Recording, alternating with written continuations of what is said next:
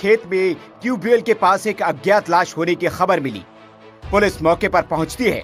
लाश की पहचान आफताब के तौर पर होती है। मामला कन्नौज के गुरसहायगंज कोतवाली इलाके के मजपुरवा गांव का है। आफताब का खून से सना शव देखकर पुलिस इसका पोस्टमार्टम कराती है, तो चोटों के निशान के आधार पर पुलिस हत्या का मुकदमा दर्ज कर इस ब्लाइंड मर्डर की जांच शुरू कर देती है। और जब जांच पूरी होती है तो कातिल का नाम सुनकर पुलिस के भी होश उड़ जाते हैं। इस कत्ल को अंजाम दिया था गांव के ही 3 लोगों ने। कातिल सोनू उर्फ रफीकुद्दीन, उसका चचेरा भाई राजन उर्फ कमालुद्दीन और मामू राजा था। पुलिस ने इस कत्ल का खुलासा करते हुए तीनों आरोपियों को गिरफ्तार कर जेल भेज दिया है। लेकिन सवाल ये कि आफताब को इन तीनों ने मारा क्यों? तो इसका जवाब है सोनू की अम्मी। दरअसल आफताब ट्यूशन टीचर था और सोनू को ट्यूशन पढ़ाने के लिए उसके घर आता था।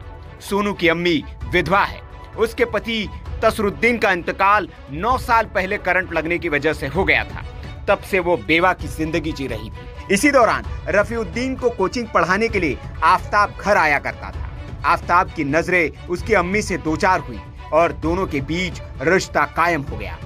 आफताब सोनू के घर गाहे बगाहे आने लगा और उसकी अम्मी के साथ हमबिस्तर होने लगा। इसकी खबर सोनू को भी लगी। उसने अपनी मां को अपने ट्यूशन टीचर के साथ कई बार आपत्तिजनक हालत में देखा।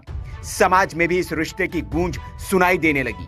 गांव में मां की बदनामी हो रही थी। इसी से परेशान होकर उसने आफताब से ट्यूशन पढ़ना बंद कर दिया और आफताब को चेतावनी देकर घर आने से मना कर दिया। लेकिन आफताब और उसकी अम्मी कहां सुनने वाले थे। दोनों के बीच का यह नाजायज रिश्ता पनपता रहा। आफताब चोरी छिपे सोनू के घर आता और मां के साथ नाजायज संबंध बनाकर लौट जाता।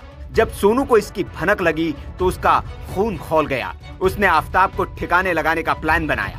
इसमें सोनू ने अपने ताऊ के बेटे राजन उर्फ कमालुद्दीन और मामू राजा की मदद ली। तीनों ने 1 जुलाई की रात 9 बजे आफताब को फोन किया और शराब पीने के लिए गांव के बाहर बगिया में बुलाया। जब आफताब नशे में हो गया तो तीनों ने उसका कत्ल कर दिया।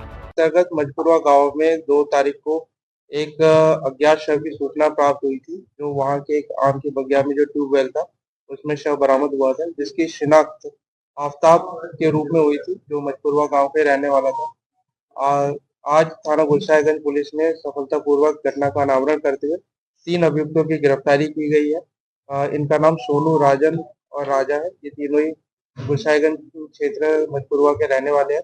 पूछताछ में बताया कि इसमें जो मुख्य अभियुक्त है सोनू, इसने बताया कि मृतक आफताब का इसकी मां से अवैध संबंध था, जिसके चलते इनकी बहुत बदनामी हो रही थी। गांव में भी कई लोग इनके बारे में बोलते थे, जिससे ये आहत था। फिर इसने अपने चचेरे भाई राजन और मामा राजा अली के साथ इस व्यक्ति की हत्या करने का प्लान बनाया था और फिर इन्होंने घटना दिनांक को इसको मारकर हत्या करी और इसके बाद ये फरार हो गए थे।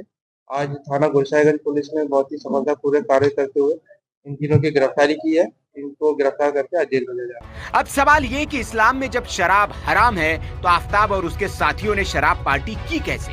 अगर आफताब दीनी राह पर होता और वो शराब से तौबा करता तो शायद उसकी जान बचती। लेकिन कहते हैं बुरे कर्मों का नतीजा भी बुरा ही होता है। अब पुलिस ने तीनों हत्यारोपियों को जेल भेज दिया है और उसकी सजा उन्हें मिलेगी भी। लेकिन इस मामले में एक गुनहगार अभी भी सलाखों के पीछे है, जिसकी हवस की वजह से बेटा कातिल बन गया और ट्यूशन टीचर को जान गंवानी पड़ी।